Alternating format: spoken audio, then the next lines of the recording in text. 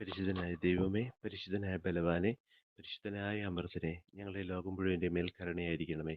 പരിശുദ്ധനായ ദൈവമേ, പരിശുദ്ധനായ ബലവാനെ, പരിശുദ്ധനായ അമർത്തനെ, ഞങ്ങളുടെ ലോകം മുഴുവൻ്റെ മേൽ കരുണയായിരിക്കണമേ. പരിശുദ്ധനായ ദൈവമേ, പരിശുദ്ധനായ ബലവാനെ, പരിശുദ്ധനായ അമർത്തനെ, ഞങ്ങളുടെ ലോകം മുഴുവൻ്റെ മേൽ കരുണയായിരിക്കണമേ. പ്രിയമുള്ളവരെ, വിശുദ്ധ ഫൗസ്റ്റീനയുടെ ഡയറി കുറിപ്പ് 201 സന്ദേശത്തിൽ വിശുദ്ധ ഫൗസ്റ്റീന അവൾ അനുഭവിക്കുന്ന ആത്മീയമായിട്ടുള്ള ഒരു ആന്തരിക സമാധാനത്തെക്കുറിച്ച് ഓർമ്മപ്പെടുത്തുകയാണ്. ഈശോയുമായിട്ടുള്ള ഏറ്റവും ഹൃദയ ഐക്യം നിറഞ്ഞ ഒരാത്മാവിൻ്റെ അവസ്ഥ. നമുക്കെല്ലാം ഇത് അവകാശപ്പെട്ടതാണ്. ക്രിസ്തു എൻ്റെ ജന്മാവകാശമാണെന്ന് അസ്സിസിയിലെ വിശുദ്ധ ക്ലാര ഓരോ നിമിഷവും സ്വയം ഓർമ്മപ്പെടുത്തുകയും കൂടെയുള്ളവരെ പഠിപ്പിക്കുകയും ചെയ്തിരുന്നു. നമ്മൾ ആ ഒരു അവകാശത്തിൽ ജീവിക്കണമെന്ന് ഈശോ പരിശുദ്ധാത്മാവിനെ തന്നു കഴിയുമ്പോഴും നമ്മളോട് പറയുന്ന അതാണ്. പുത്രസ്വീകാര്യത്തിൻ്റെ ആത്മാവിനെ, ആബാ പിതാവേ എന്ന് നമ്മളെ വിളിക്കുവാൻ, നമുക്ക് പിതാവിനെ വിളിക്കുവാൻ സ്വാതന്ത്ര്യം തരുന്ന ആത്മാവിനെയാണ് ഈശോയിലൂടെ നമുക്ക് ലഭിച്ചിരിക്കുക. നമുക്ക് ലഭിച്ചിരിക്കുന്ന ആ പരിശുദ്ധാത്മാവിലൂടെ ദൈവം നമ്മുടേതായിട്ട് മാറി. ഒരു ആത്മാവിൽ നമ്മൾ ദൈവാത്മാവുമായിട്ട് ഒന്നായി ചേരാനുള്ള സ്വാതന്ത്ര്യം നമുക്ക് ലഭിച്ചു, അവകാശം നമുക്ക് ലഭിച്ചു. ദൈവത്തെ പിതാവേ എന്ന് വിളിച്ചുകൊണ്ട് ദൈവമക്കളായി തീരാനുള്ള കൃപ നമുക്ക് ലഭിച്ചു. ആ പരിശുദ്ധാത്മാവ് തന്നെ നമ്മളിലൂടെ പ്രാർത്ഥിക്കാനും അധ്വാനിക്കാനും കൂടെ ആയിരിക്കാനും ഒക്കെ സാധിക്കുന്ന ഒരു ദൈവിക രഹസ്യം നമുക്ക് അനുഭവിക്കാൻ സാധിച്ചു. അതേ രഹസ്യം തന്നെ വിശുദ്ധ ഫൗസ്റ്റീന ഇപ്രകാരം ഓർമ്മപ്പെടുത്തുകയാണ്. ഒരാളും എൻ്റെ ഹൃദയാവസ്ഥ മനസ്സിലാക്കാതിരിക്കാൻ ഞാൻ ഒളിഞ്ഞിരിക്കാൻ ആഗ്രഹിക്കുന്നു. ഈശോയെ, അങ്ങ് മാത്രം എന്നെ മനസ്സിലാക്കുന്നു. അതിനെ പൂർണ്ണമായും മുഴുവനായും അങ്ങ് സ്വന്തമാക്കുന്നു. ആരും നമ്മുടെ രഹസ്യം അറിയുന്നില്ല. ഒറ്റ നോട്ടത്താൽ നാം പരസ്പരം മനസ്സിലാക്കുന്നു.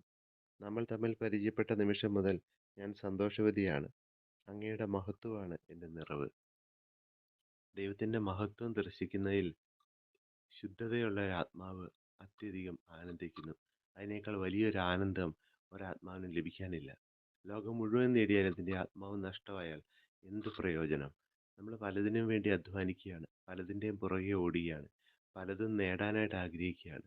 എല്ലാം വളരെ ഹ്രസ്വമായിട്ടുള്ള ഒരു കാലഘട്ടത്തിന് വേണ്ടി നമ്മൾ ഇത്രമാത്രം ശ്രദ്ധിച്ചാലും നിത്യതയാകുന്ന, നിത്യജീവനാകുന്ന അവിടുത്തെ കരുണയിൽ ശരണപ്പെട്ടുകൊണ്ട് നമുക്ക് സ്വന്തമാക്കാൻ സാധിക്കുന്ന നിത്യജീവന് വേണ്ടിയിട്ട് എത്ര തുച്ഛമായിട്ടാണ് നമ്മൾ അധ്വാനിക്കുക.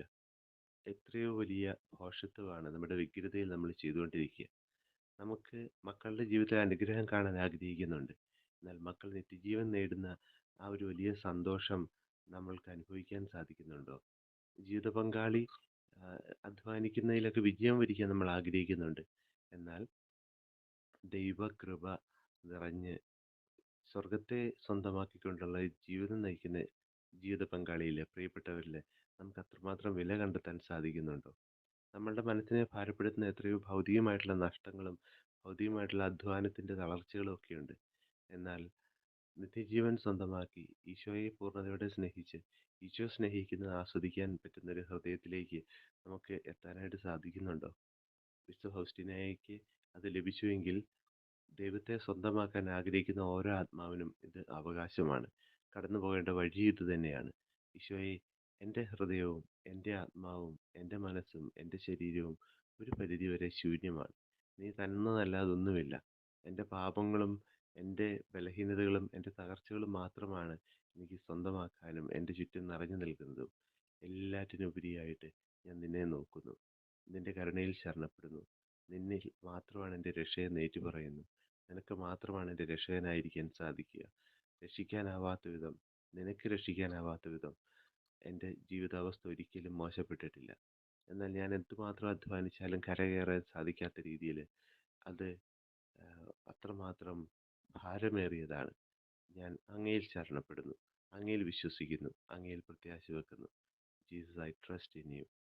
ഈശോയെ, അവിടുത്തെ തിരുഹൃദയത്തിൽ നിന്നൊഴുകിയ തിരുരക്തത്താൽ എന്നെ വിശുദ്ധീകരിക്കണമേ. നമ്മുടെ കർത്താവ് യേശു മിശിഹായുടെ കൃപയും പിതാവായ ദൈവത്തിൻ്റെ സ്നേഹവും പരിശുദ്ധാത്മാവിൻ്റെ സഹവാസവും നാം എല്ലാവരോടും കൂടെ ഉണ്ടായിരിക്കട്ടെ, ഇപ്പോഴും എപ്പോഴും എന്നേക്കും.